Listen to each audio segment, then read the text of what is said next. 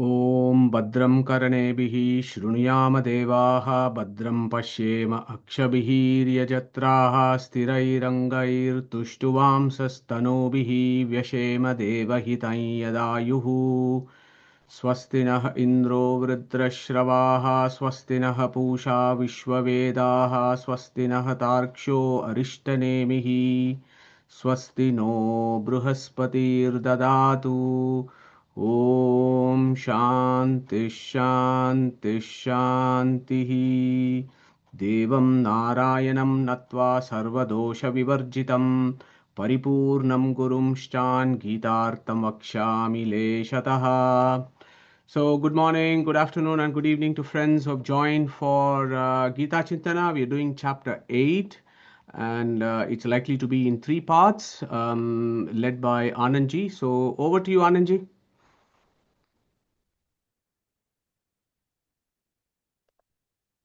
I need to share my slides, and Madhuji, if you come out and I have made you co-host, so you should be able to share. yeah. I will, yeah. Thank you, Madhuji. Gurubhyo Namah, Hari Om, Sri Krishnaya Namah. My namaskars to all the elders in this forum, and namaskars to all the members of this satsang. So, where are we in this Gita Chinthana, the Bhagavad Gita, which is the second of the 3 prasthanas? On one side, it has Brahma Sutras, and the other side, it has Upanishads. We have completed chapter 1 to 6, which is called Sadhana Adhyaya, which spoke a lot about karma, jnana, and dhyana. The second Shataka is called Sadhya Adhyaya or Upasya Adhyaya, that covers chapters 7 and 12. And these 6 chapters describe the supremacy of the Lord, the supreme qualities of the Lord, the Vibhuti, Vaibhava, or the Mahima.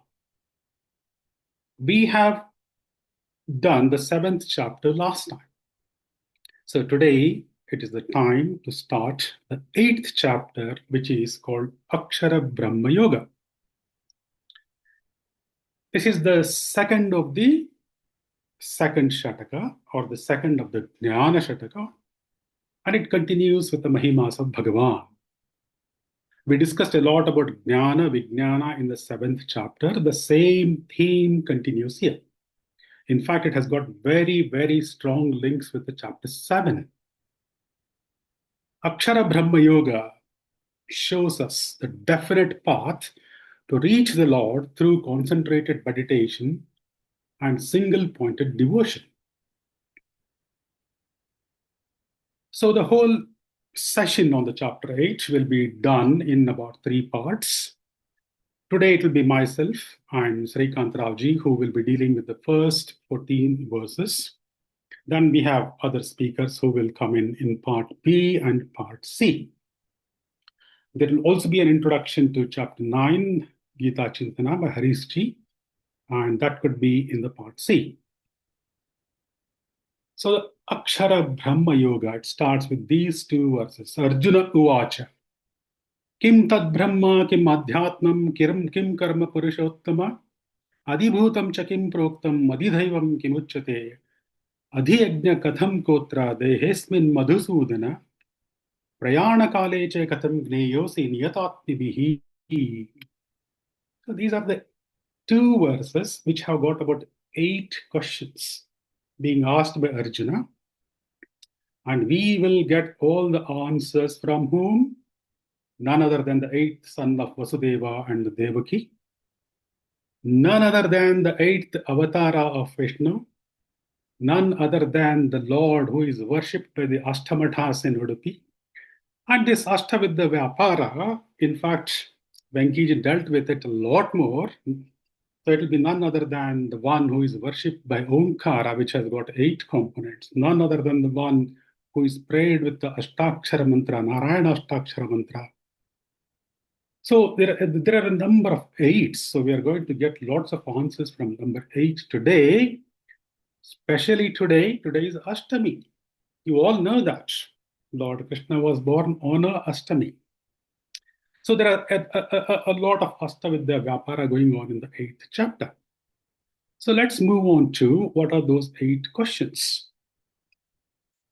Tat Brahma Kim? Who is that Brahma? Who is that Brahma Tattva? Adhyatmam Kim? Who is Adhyatma? Kim Karma? What are the activities of that Brahman? Adibhutam cha Kim Proktam? Who is called Adibhuta? Adidhaivam Kimuchate? Who is Adidhaiva? Atra Dehe Adhyajna Katham? Who is Adhyajna in the Deha of Jivas? Asmin Dehe Adhyajna Kaha?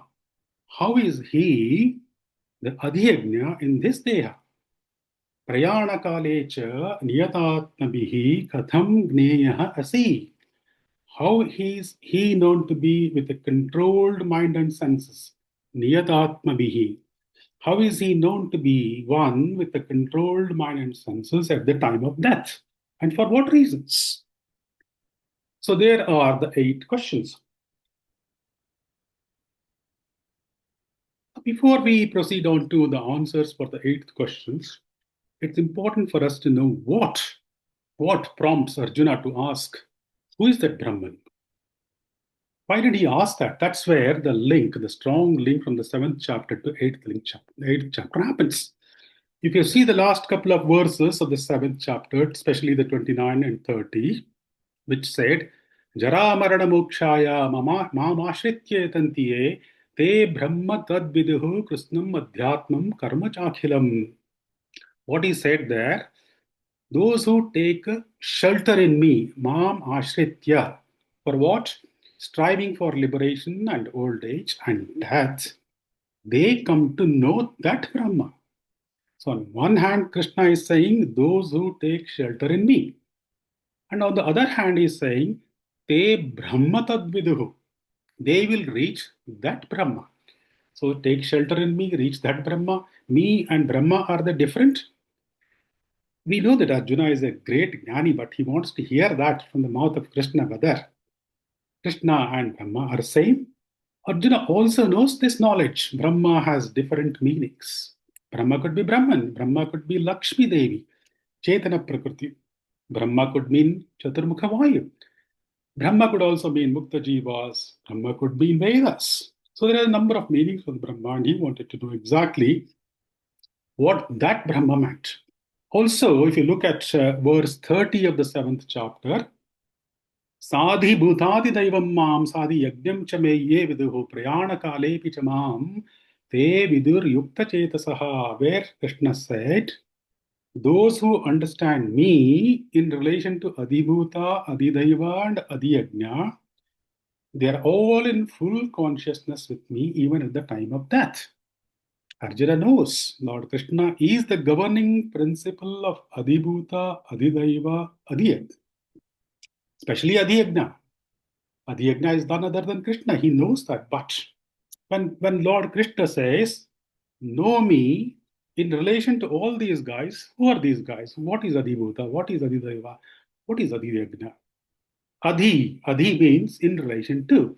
So what does Arjuna want to know? Arjuna is very curious to know Lord Krishna in relation to self, Adhyatma, in relation to matter, Adibhuta, in relation to presiding deities, Adidaiva, in relation to Brahman, in relation to Vedic rituals, Adiyajna, in relation to Lord's creation, it is karma. So these terminologies especially come, all these Adibhuta, Adidaiva, Adiyajna, all these come in Thalabakara Upanishad. Fortunately, we are doing this, and hopefully Madhuji will be enlightening us sometime when it comes to Khanda 4. In asking these 8 questions, our Arjuna has used 2 names for Lord Krishna. One is Purushottama, the other is Madhusudana. So it's important for us to know why he used those words and what is the meaning of those words. Purushottama, Uttama Purusha. Uttama Purusha. So there are other Purushas. He is the Uttama Purusha, surpassing Kshara Purusha and Akshara Purusha. We have spoken about this a number of times. In fact, the 15th chapter itself is called Purushottama Yoga, Purana Purusha Uttama Yoga. Amongst the Purushas, he is the Purushottama. And we have done this 16, 17, 18 verses of 15th chapter a number of times. Even in the last chapter, we discussed a lot about who is this Purushottama? Who is this person who is, there is nobody equal to him, there is nobody above him. We discussed these terminologies, Paratara, Paratama. When we came to that sloka, Mattah Parataram Nanyat Kinchidasti Dhananjaya. So Arjuna here is asking Lord Krishna, you are the ultimate supreme being. You are the sole person who can tell me everything about all these questions, especially the Brahman. Who is that Brahman? Madhusudana. Madhu means inner bliss and happiness. Sudha means pious people who do sattvic karmas. So Madhusudana means the Lord who resides in sattvic people and gives them happiness. Sudha also means destruction. So the one who destroys the happiness of evil people is also known as Madhusudana. So we know that he kills the demons like Madhu and Kaita. So these are the two beautiful names which have been used by Arjuna to address Krishna. So with that knowledge, we will go to the questions and answering sessions. So the first question is, Tat Brahma Kim? Who is that Brahma? Aksharam Brahma Paramam. Look at the simplest answer given by Krishna there. Who is that Brahma? That Brahma is Parama Akshara. Parama means supreme, Akshara means imperishable. So he is a supreme, imperishable person referred to as Brahma. This is how Krishna answers most of the questions in the entire Bhagavad Gita. He could have simply said that Brahma is me, Arjuna. No, he wouldn't say that. He likes to use those adjectives, Parama Akshara. Krishna did not tell him that Brahma is myself. He described him as Paramakshara. Why did he do that? Why not call Brahma as Param Brahma? That he could have said, who is that Brahma? That Brahma is Paramam. In which case, Arjuna would ask, which Brahma again? We know that there are a number of definitions of Brahma. He would have otherwise called, why not call only Aksharam Brahma? Who is that Brahma? That Brahma is Aksharam. Then which Aksharam? We have a number of Aksharas. Jada could be Akshara, letters could be Akshara, Vedas could be Akshara. Paramaksharatva is the only term, it is the term only applicable to Lord Vishnu. Lakshmi Devi is Kutastha Akshara. She is not Parama Akshara. If you look at Katha Upanishad, it says Aksharat Paratah Parah. Vishnu only has the quality of Parama Aksharatva. Let's have a quick look at this. Who is Akshara? This is Madhusudanji's one of the master slides. Akshara can be understood from a number of ways, conventional ways, etymological ways. Conventionally, it is imperishable. Akshara means naksharati, imperishable. It could be Om, Bijakshara. It could be Mula Prakriti, the primordial matter, which is always there. It is imperishable. It could be Lakshmi Devi, Chaitanya Prakriti, who is the presiding deity of Mula Prakriti.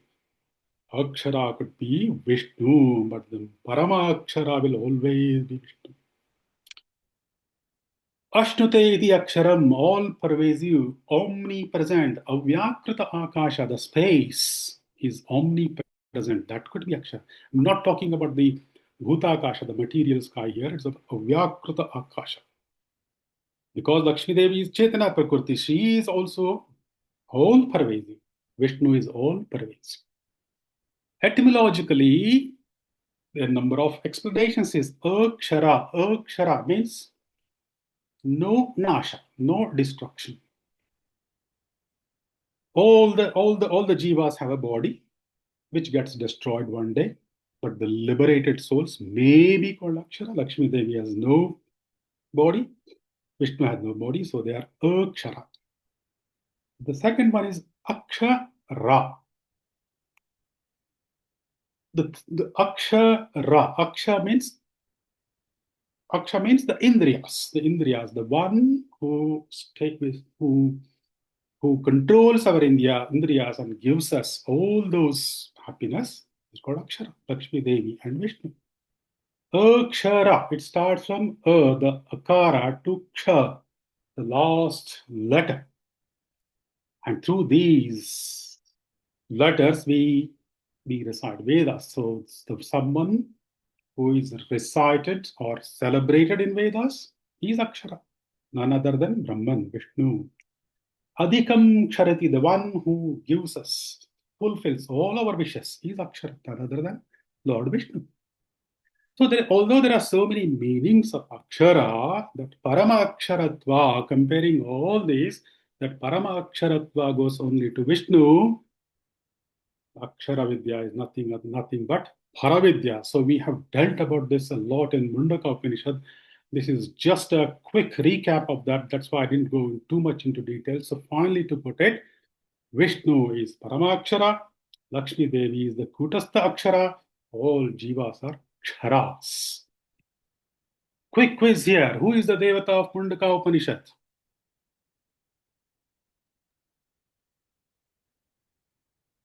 Aksharanamaka Paramatma. Aksharamaka Paramatma. We move on to the next question.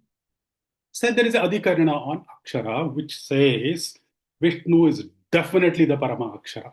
Om Aksharam Ambaranta Drutehe Om. Ambaranta Dutehe. Akshara is the abode of Ambara. Ambara means Akasha. Akasha means Avyakrita Akasha, which belongs to Lakshmi Devi. Therefore, this Akasha comes under the domain of Akshara. Brahman is the abode of all, including the Chaitanya Prakriti. So that definitely gives us the answer there that Akshara is none other than Paramatma. Brahma Sutra concludes Akshara in these contexts refers to Brahman and not to any other Akshara. So we discussed about akshara, no ksharati. So there are four types of destructions: Swarupanasha, Dehanasha, Dukkha Prapti, Apurnata. We have done this, and Acharya describes this very well in Tatparya Nirnaya. So jivas, all of us have Dehanasha, Dukkha Prapti, Apurnata. There is no, we are eternal, souls are eternal, we know that. There is no Swarupanasha. Lakshmi Devi has no Swarupanasha, no Dehanasha, no Dukkha Prapti. But compared to Lord, she has Apurna. Lord Vishnu is the only one who does not have any of these snasha. That's why he is the Paramakshara.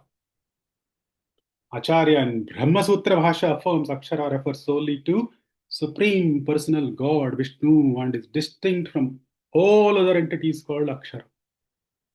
In fact, a number of Upanishads describe Akshara as the one who is Otapreta of universe. He is the one who is interwoven his whole universe.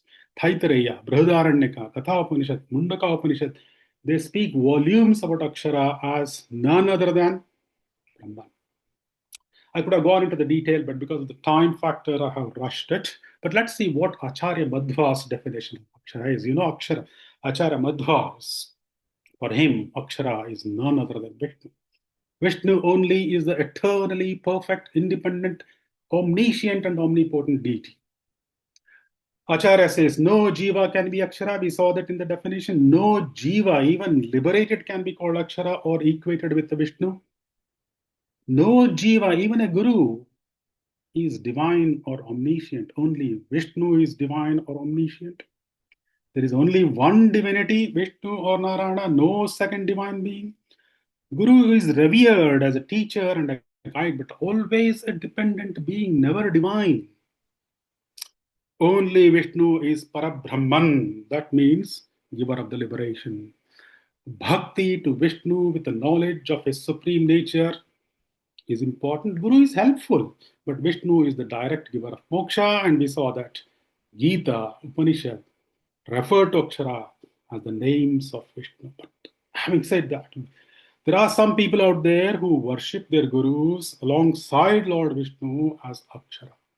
To apply that term, Paramakshara, to a human guru, even the guru is spiritually perfect, would likely to be seen as inappropriate. by all the Vedanta scholars, by all the three acharyas, would never accept that. To call, especially from a Tattvavada point of view, to call a guru as Akshara is to falsely equate a dependent soul with an independent supreme being, and this violates the core principle of Tattvavada. Whether anyone has understood about this or not, but our Arjuna has definitely understood about this Akshara. How do we know that? In 11:18, he says, Tamaksharam Paramam Veditavyam, I recognize you as the supreme imperishable being, the ultimate truth to be known, Krishna. In 10:12, he says, Param Brahma, Param Dhama, Pavitram, Paramam Bhavan. You are the supreme divine personality, supreme abode, the supreme purifier, the eternal God. So Arjuna has already understood who that Parama Akshara is. So far about that adjectives of Parama Akshara Brahma. But Madhuji has taught us what is the definition of Brahman? Who is that Brahman? All starts with Brahma Sutra Bhasha, the first Adhikarana. Oh Mathatho Brahma Jagnasu. Who is Brahman? Madhuji has asked this several times. Brahman, the root. Brah is meaning big, to grow, to expand, to swell, suggesting infinite, all encompassing entity. We discussed this in the last Upanishad class. Infinitude of Brahman means Brahanta hi yasmin gunaha, his all pervasiveness, all greatness. Greatness in what? At time, space, attributes. Vedas, we have seen this again from Madhu's lectures. Vedas, the Brahma Shabda is none other than Vishnu. Om is equal to Brahman, is equal to Purusha, is equal to Narayana, is equal to Vishnu. Thaitareya Upanishad says, Satyam, Jnanam, Anantam, Brahma. So there are so many definitions about Brahma. What does Vishnu Sahasranama say? Paramamyo Mahattejaha, Paramamyo Mahattapaha, Paramamyo Mahatteja. He is the giver of the lights to the light. He is the last goal of everyone. He is the sole purpose of all the knowledge. The Lord is described as Paramamaha Brahma here. And we know from this second Adhikarana, which is very often repeated in these classes, Om Janmadhyasya Om. Brahman is defined as that which is the cause of creation, sustenance, dissustenance, destruction, regulation, knowledge, ignorance, bondage, and release. We have done this several times. We move on to the next question now. Adhyatmam Kim. Who is Adhyatmam? The answer is Swabhavo Adhyatma Uchyate. Swabhava means one's own nature, one's own inherent quality. Adhyatma is that science of that self. Swabhava is said to be Adhyatma. What is Adhyatma? Swabhava is said to be Adhyatma. Swabhava of what? Swabhava of the souls. Every soul has got its own inherent nature. We know that. I put a pictorial diagram of the soul here with a gross body, with a subtle body, the Sukshma Sharira, with the Linga Sharira, and Swarupa. Soul is different from all these gross materials. That is body, sense organs, and conscience. One of the definitions of Swabhavo Adhyatma Uchyate means one's own nature, inherent quality is called Adhyatma. But there are plenty of other definitions as well. Adhyatma can be split into Atmanam Adhi. Atmanam Adhi, that which is attached to Atman or Jiva. What is attached to Jiva or Atman? We saw in the picture the body, the sense organs, the conscience. Swa is Jiva, Bhava, that which exists to help him. So what exists to help Jiva? The body, the sense organs, and the conscience. So that is another definition of Adhyatma. The third definition is there could be Swa. Swa means Jiva. Bhava is one that is eternally of the same Swarupa. So Adhyatma deals with the Jiva who is eternal and immutable Swarupa. He is a pristine in nature. From Swabhava, we get to know that it's like a personality trait or something like that. It's not just personality trait, but the deep, unchanging spiritual identity. So Jiva's inclination and effort towards knowing that Lord is Brahman. I'm not saying it's a jnana, but Adhyatma has several definitions, but suffice to know here, it's Jiva and all those upakaranas or the tools which help Jiva in the sadhana. Swabhavo Adhyatma Uchate. Before we understand that Lord, we need to understand ourselves, our true nature. And that is what in English we call know thyself. True nature of ourselves, then know who the Paramatma is, then know how you are different from Paramatma. Know true nature of yourself, then know the nature of others. That Jiva, you are not similar to any other sentient being, you are not similar to Paramatma. This concept is jnana vijnana. Knowing oneself is jnana, knowing the difference between others is vijnana. So what is all this about? This is about the deep, unchanging spiritual identity we have with the great Lord, the doctrine of Bimba and Pratibimba. So we are the reflected images of that God. God has allured us, the souls, to come out, express ourselves with. God does not influence what we express. That is our swabhava. It's also important to know Lord is the only independent entity, rest are dependent entities. We now move on to the third question, which is Kim Karma? What are the activities of that Brahman? Kim Karma? We have heard this terminology a number of times. We did Karma Yoga, Karma Sannyasa Yoga. We are not talking about that karma now.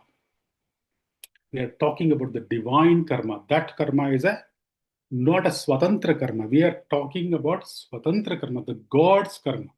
Janma karma cha me divyam, the divine karma. We are talking about the divine karma of that God. So, Kim karma, what are the activities of that Brahman? Answer is Bhuta Bhavodbhavakaro Visarga Karma Sangnitaha.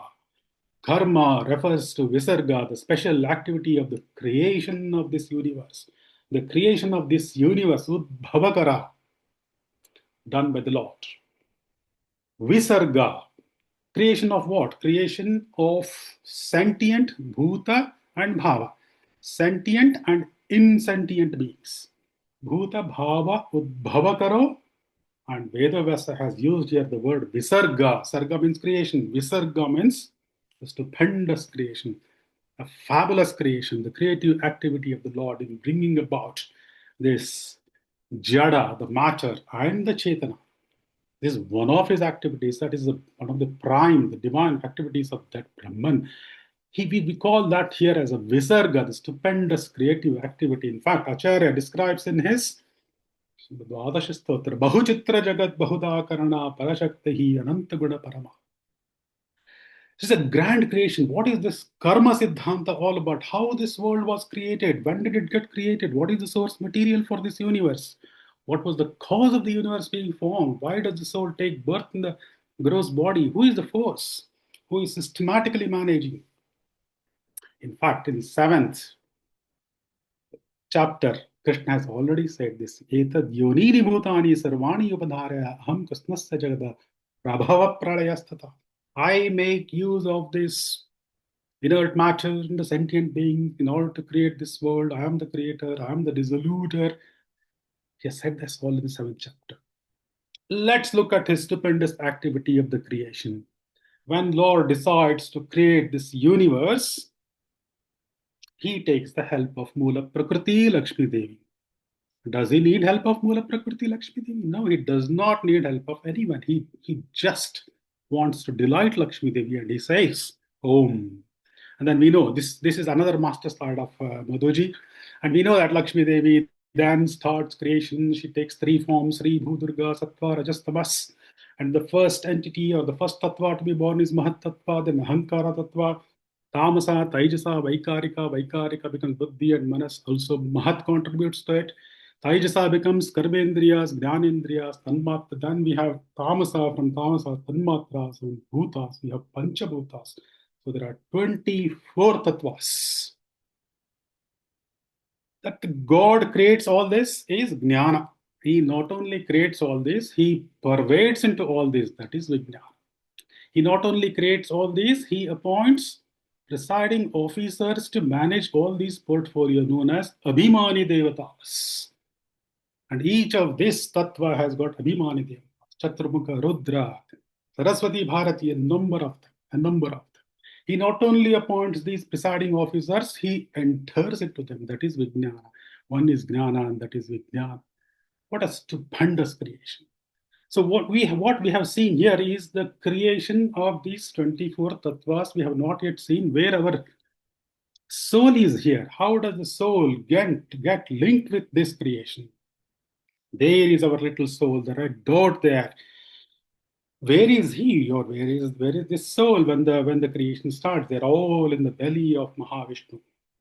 And we know that beautiful analogy from Mundaka Upanishad about spider analogy, Urnanabihi Srujate, whatever, etc. So they're all there, and Lord Vishnu takes mercy on all these souls and then releases them. And we know that our body, the Jiva, has a body and it has got 5 koshas.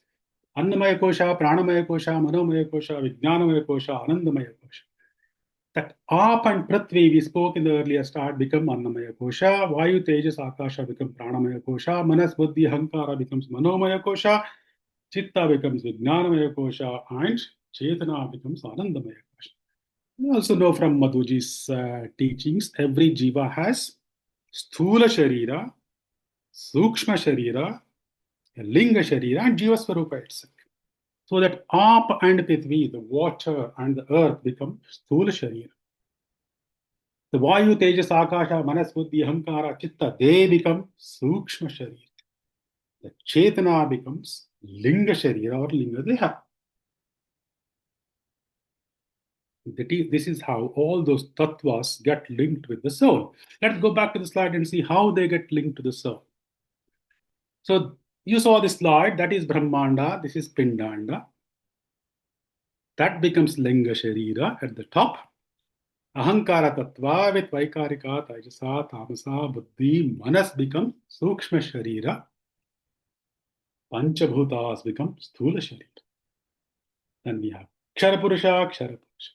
What a beautiful creation. No wonder Vedavasa called it a stupendous creation or a grand creation. So that completes what is the karma of Bhagavanta, the divine karma of Bhagwan. We move on to the next question. Adibhutam cha kim proktam? Who is called Adibhuta? Answer is Adibhutam Ksharobhavaha. Adibhuta is none other than, refers to the 5 basic elements of the nature: fire, earth, water, space, wind, that comprise Brahmanda as well as Pinda. The study of this Adibhuta is nothing but Aparavidya, which once again we go back to Mundaka Upanishad and see that it has been mentioned several times. So it is water, fire, air, all Panchabhutas, all of Panchabhutas. So again, in 7th chapter, Krishna has already said this. Bhumirapo nalo vayu kammuno buddhirevacha hankaramiti yamme bhinna prakritirattada. He has, in therein, he has also added buddhi, mano, buddhi, and hankara there. So Adhibhuta means all the Panchabhutas. Who is Adhidaiva? The answer is Purushas-chadhidaivatam, which means we have soul, the body. In order to help the soul which is in the body, there are various presiding deities called Abhimani Devatas who control the various organs of the body. Knowing this is called Adhidaiva, Adhidaiva sets. We have seen this picture several hundred times. I have depicted here various deities who are responsible for various organ functions. We have discussed this several times. I'm not going to repeat it. Surya, Chandra, Soma, Mitra, a number of them. Of all of them, there are 4 prime deities who are responsible for our day-to-day function of the various organs. They are called Purushas. That's why there is a word here called Purushas-chadi Daivatam. There are 4 of them. Shiva, the Rudra, is called Sharira Purusha. Shesha is called Veda Purusha. Garuda is called Chandas Purusha. Whereas Chaturmukha, Brahma, and Vayu are called Samvatsara Purushas. Again, not going into the details, but if I get time sometime later, I will explain that. But this is what is called Adhidaiva. In fact, there is a Adhikarana. Om Abhimani Vyapadeshastu Visheshanugatibhyam Om. It will back up whatever we just spoke and gives a evidence that the indwelling deity governs everything, yet they remain under the control of the supreme principle. The next question is Atra Dehe Adhiyajnam Katam. Who is Adhiyajna in the Deha of Jivas? Answer is very simple here. Adhiyajna refers to me. Lord Krishna says, Adhiyajna Ahamevatra. Lord's Antaryami Rupa is called Adhiyajna. Why? Because he is the director, he is the impeller of the souls. He is Lord's Antaryami Rupa is called Adhiyajna. In fact, there is another adhikarana for this. Om Antaryam Adhidaivadishu Tad Dharma Vyapadeshatom. So, Jivas have Lord as their Antaryami Rupa. Lord Krishna is present in each living being in distinct rupas. We know that from Harikatamritasara. Again, no time, that's why I haven't put the shlokas here, but that Rupa, Antaryami Rupa is called Adhiyajna. We are using the term here, Yajna. Are we doing any yajnas inside our bodies? No. But we are performing a number of actions. All the actions we do with the faith that is a worship of the God is called yajna. The Lord gets all these actions performed through us, through the demigods within our body. Therefore, he is called Adhiyajna. Again, another master slide of Madhuji. What is yajna? Yajadeva puja, worship of deities. Yajayaga, Sangati Karana, the unity. Yajadana, which is nothing but the dana. Yajnam is an object of act, as an instrument of action, as the act itself. Yagnu Vai Vishnu. Taitaraya Aranyaka says, Yagnu Vai Vishnu. Vishnu is the Yajna. Yajna, he is Vishnu, an incarnation of Vishnu, cosmic reaction, number of definitions there about Yajna. Purusha Sukta. Yagnena Yajnamayajanta Devaha Tani Dharmani Prathamanyasam Tehanakam Mahimanas Sachante Yatra Purve Sadhya Santi Devaha. That shloka from Purusha Sukta describes how Chaturmukha did Yajna to Yajna Purusha. Under Yajna Purusha's control, Chaturmukha did all these Yajna.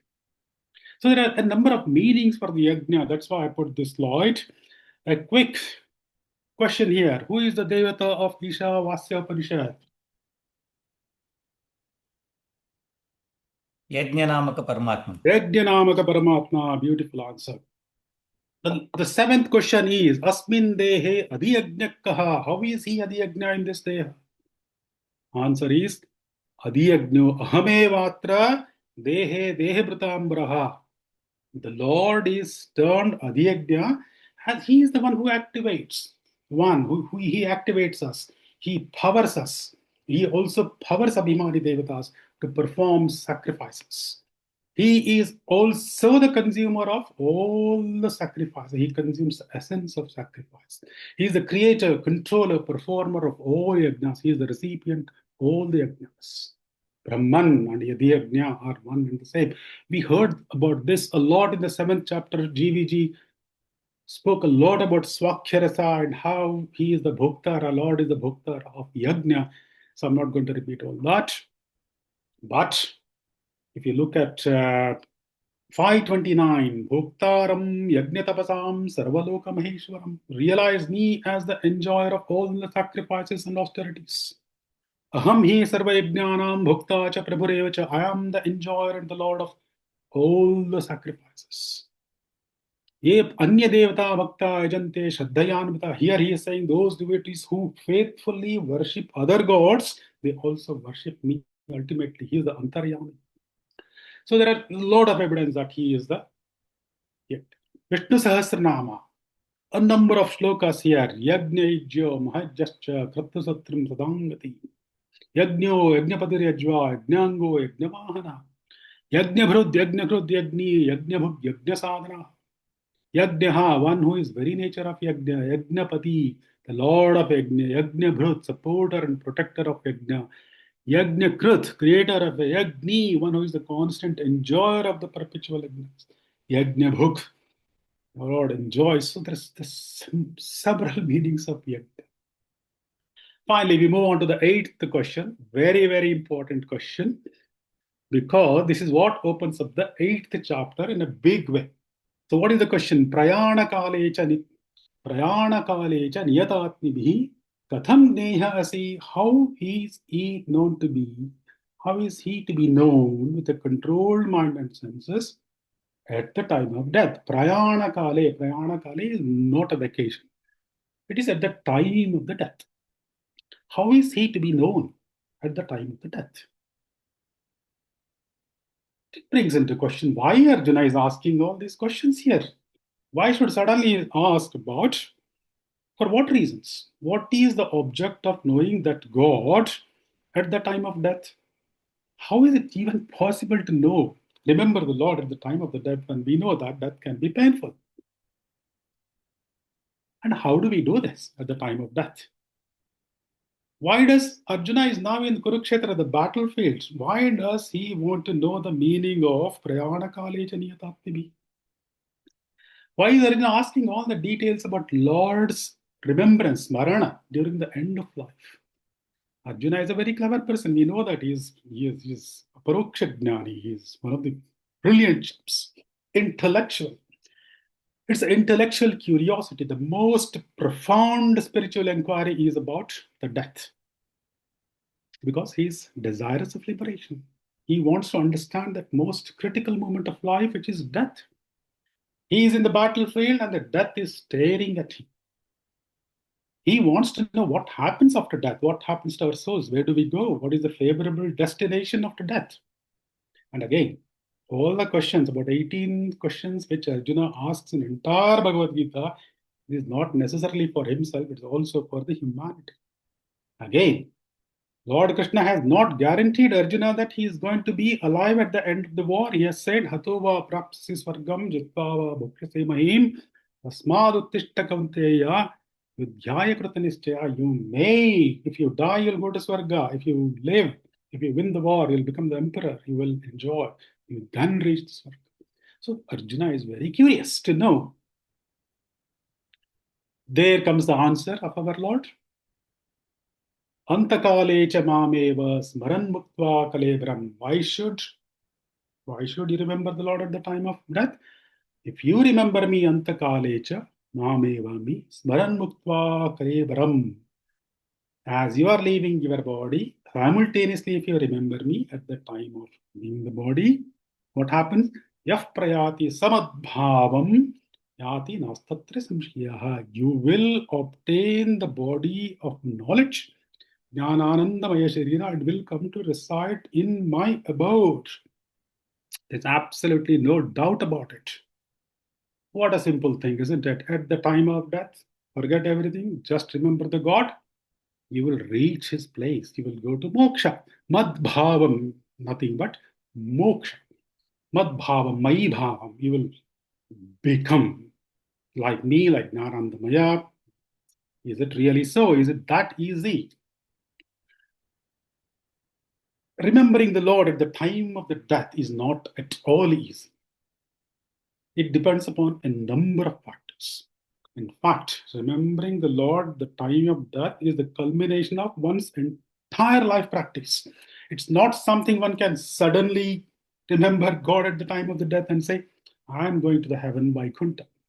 The Bhagavad Gita does not teach that one can remember the Lord only at the time of the death. There has to be a plenty of prior preparation. In fact, Bhagavad Gita emphasizes that in the subsequent verses. So why should we remember him? Lord says, you remember me because if you remember me, you will achieve madbhavam. So what is that madbhavam? Madbhavam does not mean becoming myself. Krishna is not saying that if you remember me at the time of the, you will become me or you'll become one with me. It means becoming like myself with jnanananda and no dukkha. In fact, Vedavyasa has used this in a number of shlokas. Nanyam gunebhya kartaram yada dashtanu pashyati gunebhyascha param vetti madbhavam sodhi gacchati. Vitaraga bhayakrodaha manmaya mam upashritaha bahavo jnana tapasaha puta madbhavamagata. So what is madbhavam is nothing but a form of moksha. We know that there are different types of moksha. Samipya, Salokya, Sarupya, Sayujya. So when we get liberated, could be Samipya. We might, depending upon what great deeds we have done, we can go nearness to the God, being in close proximity to the God, Samipya. Or we can probably reach God's abode, dwelling in the same realm as God, which is Vaikuntha. Sarupya, in fact, if we are lucky, we can attain that divine form and probably look like the resemblance to the God. Or, in fact, we can reach God alongside God. But trust me, no merger, no oneness. So, in spite of explaining all this, it's probably difficult for mundane people like us to understand these four forms of moksha.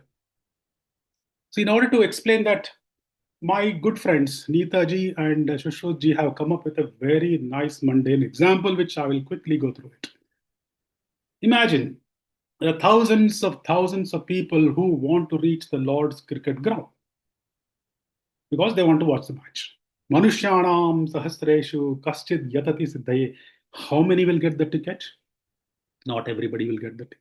Some will get the ticket and make it to the cricket grounds. So a person in the cricket stadium is Samipya. If some people are lucky, they will get a nice box and probably very nearer at the front seat, or maybe they can be groundsmen and all. Groundsmen and the people who carry drinks and all that. So a person on the cricket ground is Salukya. Some people are very lucky that they will get the cricketing clothes. They could be 12th men, they could be support workers, they will wear the Indian jersey and they have the same rupa called Sarupya. Finally, if you are selected to play in the team and you play international cricket, you start playing the cricket as well. A person playing cricket is Sayujya. But nobody can be Virat Kohli, number 18. Nobody can be number 18. They can be Pujara, they could be Pandya, they could be Rohit Sharma, but they cannot be number 18. It's just an example to show that there are different types of liberation, but there's nothing called becoming one. Madbhavam does not mean becoming one with a God or becoming like a God or becoming just like God. So that was the first sloka where he said why you should remember him at the time of death, because you will achieve Madbhav. In the second sloka, he says, Yam yam vapi smaran bhavam tyajantante kalevaram tam tamai vaiti kamteya sada tad bhavamavita. So he says, if you remember while giving up the body, ante smaran tyajati, simultaneously remembering the God, giving up the body at the final minutes, not just at the final instant. So yam yam vapi smaran bhavan. Remember, leave the body at the time of death. You will attain that stage what you have been thinking of. So if you are thinking of something at the time of the death, you will attain that state. It's a bit of a difficult thing. It's a psychology of a person's thinking at the time of the death, which is very unique to Indian philosophy or a Hindu philosophy. We don't see this sort of a philosophy, this sort of a thinking in the Western philosophy. Whatever you are thinking at the time, you become that. You become that. No, what you are thinking at the time of the death is not in your control. It depends on years and years of practice, sanskara, behavior, culture, what you have been doing all the time. It also depends upon the Lord's will. In fact, Acharya says in Bhagavata Tatparya Nirnaya that if one is thinking of angels at the last moments, they may not be born as angels, but they may be born in the vicinity of the angels. In the sixth chapter, we saw that someone who has been deep into the yoga practice and suddenly cannot make it and ends his life. In the next life, they are born in those families where there is a huge culture of yoga practice. In fact, often repeated story is one of the Jadabharata stories. Srikantji will be talking about that, so I will not with that. So the central message of this sloka here is, at the time of death, rather than being still attached to the material desires and material attachment, think of that Lord, think of that Supreme Lord. I think that is probably an appropriate message for this sloka. So what Lord Krishna says in the above two shlokas is, get immersed in the Lord. Let it become a habit. Let yourself be wholly permeated by the godly thoughts, tad bhavita. And then you will get a paroksha jnana. Then you will finish end of prarabdha karma. Then the Lord promises His grace. He even assists His devotees in remembering Him at the final moment. It's only then you will remember God at the time of death. Therefore, my final shloka here, therefore, tasmat sarveshu kaleshu mam anusmara yuddhacha mayarpita manobuddhihi ma me vaishyasi asamshayam. Therefore, at all the times, remember me. Remembering the Lord is not restricted to one specific time or auspicious times. You can remember Him awake, asleep, dream state, even during the war. You should constantly fix manobuddhi on that form of the Lord. That's the only means of remembering Him at the time of the death. Prepare for the whole life. Whole life should become God pervaded. Timing of death is not predictable. There's a beautiful story in Mahabharata. I'm not going into the details of that, but maybe sometime when I get time, I can tell you. I would like to finish my presentation with some of these quotations from this little shloka from second chapter. Jatasya hi dhruvo mrityahu. For one who is born, death is certain. And in English language, we say this popular statement: as sure as death, death is certain. Benjamin Franklin says, in this world, nothing can be certain except death and taxes. Whenever we have a budget meeting or whenever the Congress meets, what gets worse? The death does not get worse. The taxes get worse. The psychologist says the fear of the death is the biggest fear in the life. What can be more astonishing than this? Psychologists do not have to say this. Who has said this already? Our Yaksha. Our Yaksha has asked Dharmaraja in the form of Prashna, Kimascharyam. And our Dharmaraja has answered, Ahanyahani bhutani gachanti hayamalayam. Yaksha, there are so many people who are dying every day, and there are so many people witnessing this phenomenon of the death, and yet we all think that one day we may be dying, but yet we live very happily day in and day out. I would conclude by this little shloka, Santatam Chintayenantam Antakale Visheshadaha Taivoda Pogranantam Vedpadaram Ajadayaha Vande Vandem Udanandam Vasudevam Niranjanam Vande Vande. So that concludes my presentation. So what we have seen here is, why should we remember Him? But how should we remember Him? What form of God we should think about? Is it possible to leave the body thinking about the God? What is the process? Is the process applicable to all, or is it applicable only to certain yogis? And what about the mundane people? About most of us? To talk about that, I would like to invite Srikantji. Srikantji, over to you. Thank you, Anandji. Stop sharing, isn't it?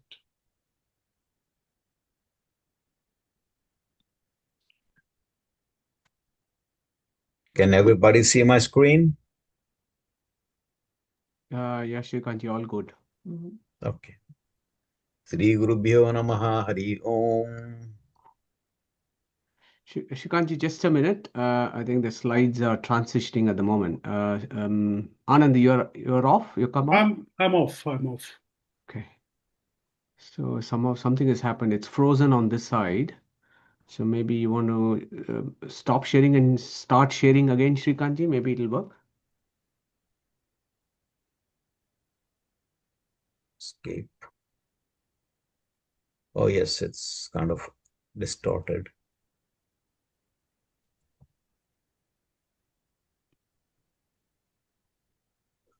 Share. Yeah. Does it look okay now? Yeah, that looks promising. Yeah, hang on a minute. Slide should come on now. Yeah, that's good. Yeah, all ready. Thank you. Thank you, Anandji, for the excellent foundation and setting up the stage for us to delve a little deeper. Appreciate the build up to for the rest of us to carry on with this Chintana. To begin with, I will some acknowledgements and credits.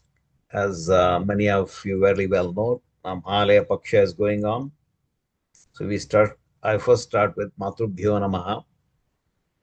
Firstly, my infinite gratitude to my late mother, Srimati Janvi Rao, a pious Madhva lady, for taking us, all three of us, from the very early age to the Gurukula in Matunga, run by late Maholi Gopalacharya and the Uttaradi Mata staff. We went there, sat us down there and teach these fellows something so we could learn something. It's called as samskara, indoctrination. My second acknowledgement and obeisances is to my father, Pitrubhyo Namaha, late Ramchandra Rao. He was the first teacher of Mula Ramayana, Mula Mahabharata, Bhagavad Gita, very knowledgeable about Madhva philosophy. Third, Acharya Bhyo Namaha, Srimad Sujan Guruji, and this Sahiti group, Anandji, and all of you for pulling it all together for me after a significant hiatus. And I seek the blessings of our elders who are present here today. Dr. Venkatraman, my father-in-law and family from Chennai. My uncle Vijayendra Rao, who is likely present today. If you are, I still remember the Hanuman Prasad used to bring on Tuesdays in the early 1960s. And my Sashtang Namaskara to all the gurus and scholars of Madhva philosophy, of all the mathas, who have shed their Ashirvada and grace on a small soul like me. I appreciate the opportunity to contribute my whatever little I have learned from the Tattvavada and Vedas. Any mistakes and errors are my own due to my own ignorance. And whatever little I present today, I hope it adds to your and facilitates your spiritual journey. Today's invocation sloka or Mangalacharana has been chosen as it has direct relevance to the subject matter. There are some basic principles that all of us have to remember. Let me also acknowledge Bharati and Jayant, who are here with me today. They were attending the Metalotsava of Srinivas Devru yesterday. Thank you. Okay, Mangalacharana. Naham karta hari karta tat puja karma chakilam. Tathapi matkuta puja tat pasadena nanyataha. I am not the doer. Sri Hari is the doer. All the action that I do are his worship alone. Tad bhakti tad phalam mayam tat pasada punah punaha karmanyaso haravevam. Vishnu trupti karasada. Even then the worship I do is through his grace alone and not otherwise. Sri Madhvacharya Gita Tatparya 3.3. This is the fundamental thing us small jivas should remember, that we are not independent. We are totally, completely, utterly dependent on the grace of his Lord. And only through his grace we may be able to get anywhere. Om Devam Narayanam Natva Sarvadosha Vivarjitam Paripurna Gurumshchan Gitartha Vakshamileshataha Samasta Guna Sampurna Sarvadosha Vivarjitam Narayanam Namaskritya Gita Tatparyam Chite. We will dive deeper. A little bit of perspective, also Anusandhana, as our Anandji has already mentioned. All of us in this satsanga gather here every week after week after week, years after years. We are trying to improve ourselves. We are trying to put ourselves on the right Devayana path, which some of my teammates will cover in a lot more detail, towards the path of liberation, moksha, and never return to samsara. How many cycles it's going to take, Lord alone knows, but we should keep striving towards it, as was conveyed by Anandji. The pity is we spend so much time for a small vacation, going to Portugal or Spain or wherever, but we spend so little time on the final journey. The journey is coming, we all know that, but we don't want to talk about it. We certainly don't want to plan about it. Some people don't even write their wills because that's a bad thing. If you write the will, something bad will happen. It will happen. We'll all die. That is our fatal flaw, and it's coming. When it'll come, we don't know. We are not Bhishmacharya, so we don't know. And we do not want to wait like Parishit Maharaja with only 7 days to get his business in order, as done in Bhagavatam. And there's no Sukadevji Maharaj to help us with the process. So it's better to plan early on and learn and glean as much. There is no one single path to liberation. There are many. I will cover in verses 8, 9, 8, 9, and 10, the basics which are common to all paths. And then I'll dwell a little bit on the yogic path, which is again all due to the grace of Lord, even though it says yogic path. Arjuna, as Anandji has mentioned, is a very knowledgeable Jnani and Aproksha Jnani. We have to thank him a million times because he's asking these questions for our benefit. He already knows it due to sheer association with Sri Krishna, and he's a very knowledgeable human being and a superior human being to be even blessed by Krishna. In these next verses, these are the words of Krishna, Lord Krishna. When I say Lord, it's Lord Krishna. It says Bhagavan Vacha. My hope and desire is in this small satsanga, I'm able to convey some takeaway points, some value for your time. You have taken 30 minutes of your life for listening to me. This is giving you about 4 or 5 little points. One is how to remember the Lord. We talked about the final journey. How do we, and as Anandji said, this is not a one-shot approach. You cannot just suddenly cram for a final exam and sit on the board and pass it. It doesn't work like that. You have to do the internship, you have to do the rotations, you have to put 14, 15 hours a day. Not as intense, but how do we remember him when it counts? The next question is, what do we remember him as? Then the process requirements for the yogic process of the jiva to exit the body. What is the preferred way of doing it? And then I'll just touch upon, as a handoff to the subsequent sessions by Shushruji, Veena-ji, and Harish-ji, there are other alternate methods which are not, all of us are not yogis. We do not know Kundalini Yoga.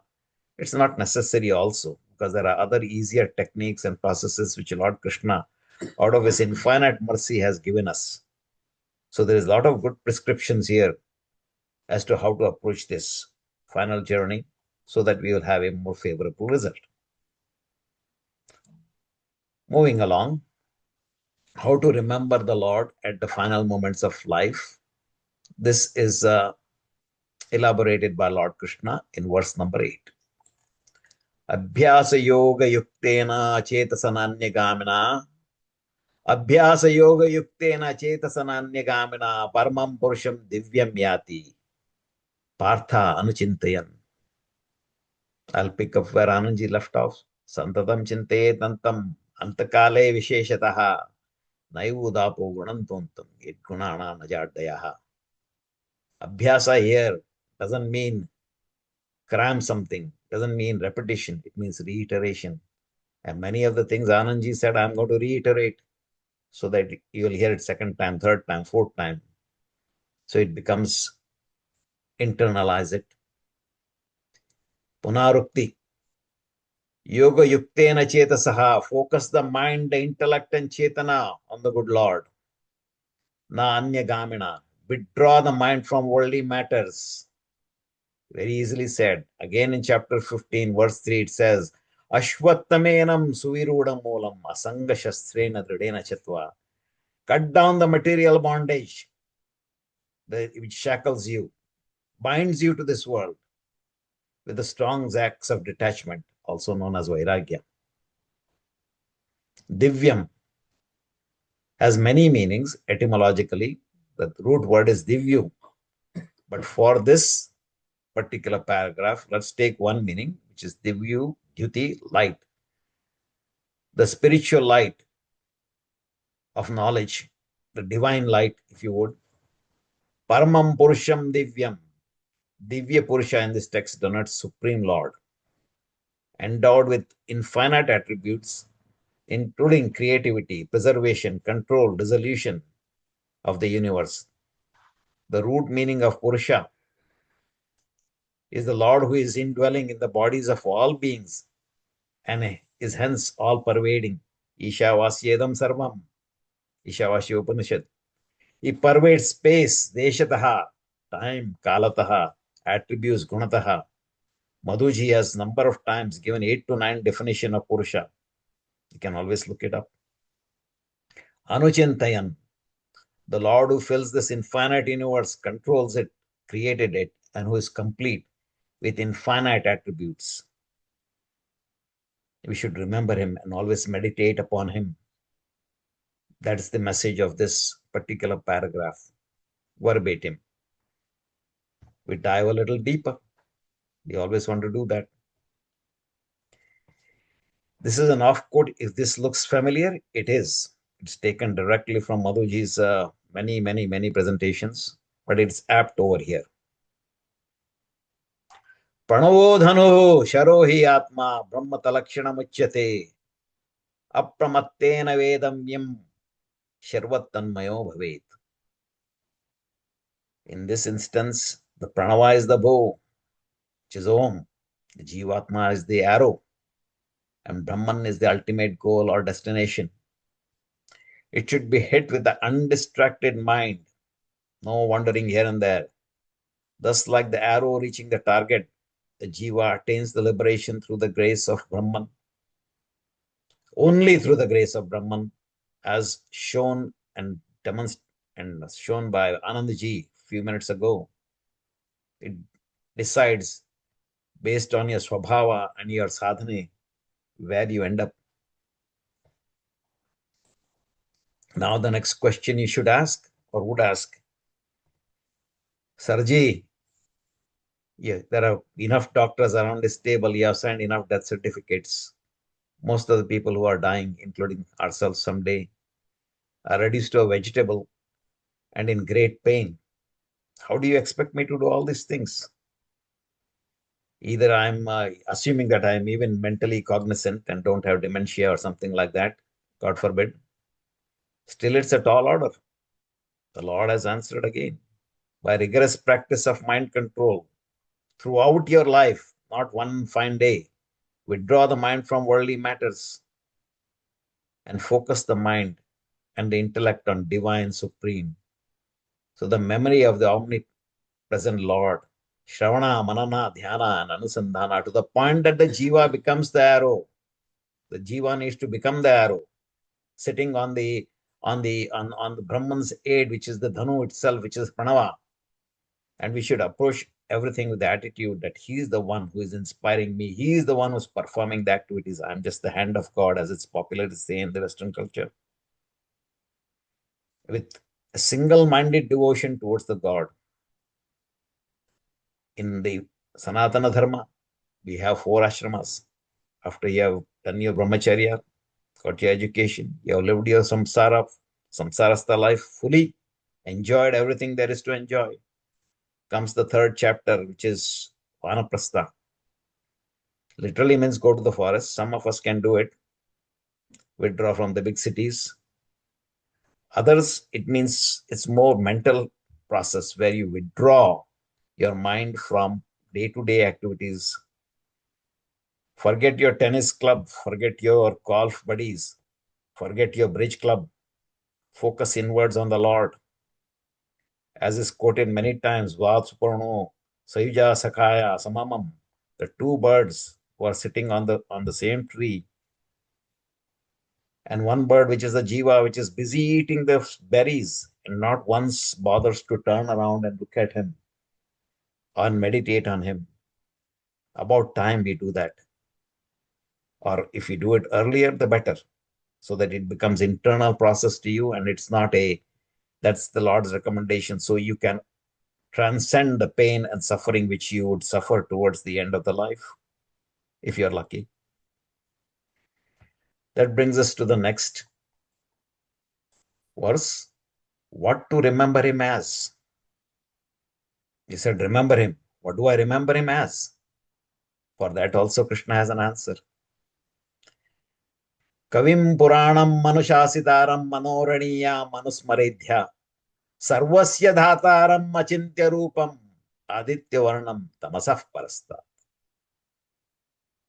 Om Janma Janma Desyata Om Srishti Sthiti Samhara Niyamana Jnana Ajnana Bandha Moksha, eightfold cosmic dispensation. The Lord has created all of that for us. In the previous verse, we say, remember. In this verse, it is compressed. The Lord has compressed it. He has infinite attributes, not possible for us to remember during the good times. Must forget about dying on the deathbed. So he's compressed it into 8. And hopefully out of these 8, we'll remember some of it during the final moments. Kavim in this case, omniscient, Sarvagnya, Puranam, Anadi is eternal, no beginning, no end, as already elucidated by Anandji. Anushasitaram Shikshakam governs the entire universe. Anoraniyam, smaller than the smallest. Sarvasya Dhataram, support all static and dynamic objects. Charachara Dharana Poshana, sustainer. Achintya Rupam. Now comes the Rab. He is inconceivably divine form, incomprehensible, avyakta tattva. Only at self-realization, aproksha jnana, if the Lord grants you, after being pleased by your devotion, then and then alone you can see him. As was done in case of Arjuna on the battlefield, where Divya Drushti was given to him by Lord Krishna to see his Vishwarupa Darshana. What a blessed soul. Aditya Varanam. The Lord's radiance is compared to a million suns. Not that it can even compare, but just to give us an idea. Tamasaf Parastat. Beyond darkness of ignorance, beyond Prakriti. Now our friend Chappie has a question. He says, Srikanji, you got to be kidding me. I'm suffering, I'm dying. You want me to remember 8 things? Give me something simpler. Madhvacharya has already given that recommendation. Simplified into 2. Remember the 2 fingers? You can use the same thing here. Gunapurna, Doshadura. Gunapurna, Doshadura is full of auspicious attributes with no defects whatsoever. Let's hope we can at least manage those 2. If you say, I'm too dumb, I don't have the bandwidth, give me 1. Remember Om, the Om mantra. And we'll expand a little bit on that as to what it all entails, all in one word, one syllable, Om. I just said that he's Avyakta Tattva. You cannot see him. Then you are going to ask me, okay, I don't have the bandwidth. I want to visualize him. What do I do? That too is given in Mahabharata Tatparya Nirnaya, chapter 1, verse 81. It goes into much more detail, but I'll just take one verse here. Panchbedamscha Vijnaya Vishnuho Swabhedamev cha Nirdoshatvam Gunodrekam Jnatva Murtina Chanyataha. For all of us, we need to know the 5-fold differences, the Panchabhedas. That's indispensable. We also need to know the non-difference in Vishnu's forms, and is known as Svagata Bheda Vivarjita. Vivarjita, Anandji just talked about it. It means there is no difference between his different forms, his attributes, and his actions. The lack of any defect in Vishnu, the presence of all auspicious attributes in Vishnu. Only if one knows them, then he is eligible for mukti.